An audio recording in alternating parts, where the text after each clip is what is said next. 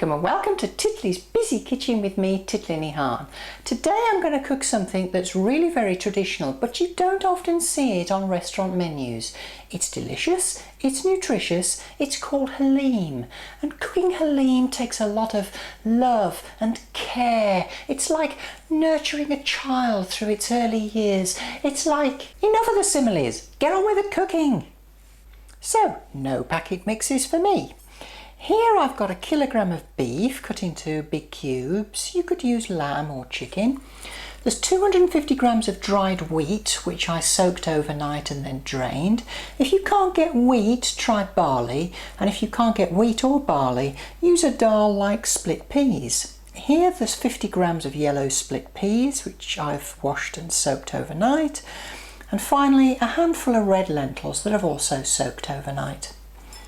For spices, I've got 3 tablespoons of garlic and ginger paste, 2 tablespoons of hot chili powder, a teaspoon of turmeric, 2 teaspoons each of garam masala and coriander powder, a teaspoon of cumin powder, a teaspoon of ground black pepper, a teaspoon of salt and half a teaspoon of cloves, and finally a big pinch of curry leaves.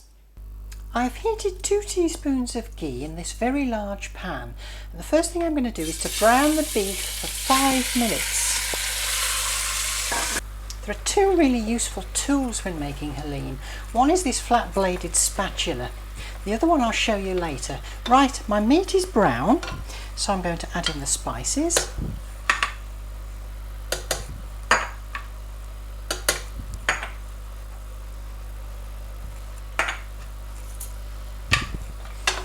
And just fry this for 2 more minutes. It's looking very nice. So now I'll turn the heat down and I'll add in all my pulses. Now that I've added all the dal, I'm going to add some water. In fact, 2 litres of water, so that I almost fill the pan. I'll turn the heat up now and bring this to the boil. Once it comes up to the boil, I'm going to turn the heat down and allow this to simmer gently for around 3 to 4 hours. I might need to top the water up from time to time, so I'll do that. After about 3 hours, the Haleem's gone quite thick and some important changes start to happen. First of all, this skin starts to appear, and then this is where your flat-bladed spatula comes in really handy, because it starts to stick now to the bottom of the pan. And you'll find that about every 15 minutes, maybe even less, you have to scrape it off the bottom. This has been cooking now for about 4 hours, and you can see it's really quite thick. Now you have a choice. You can either put this into a food processor and process it very coarsely, or you can use the other essential ingredient, the Haleem chamcha, Haleem spoon. What this does is it mashes everything up in there, and you can use a good strong potato masher as well if you like. So down we go, we find all the lumps of meat and we squish them against the bottom of the pan.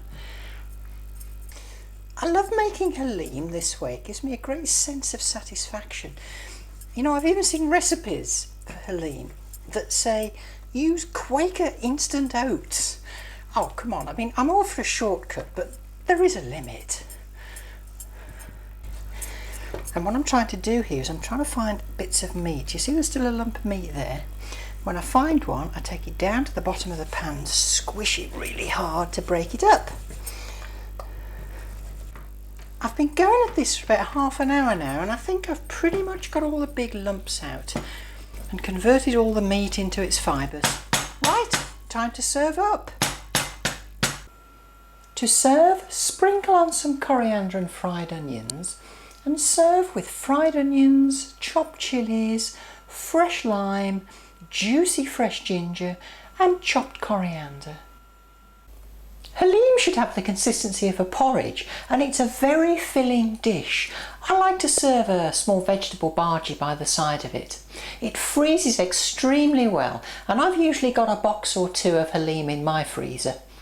Join me next time in Titli's Busy Kitchen with me, Titli. Until next time, Khuda Hafiz.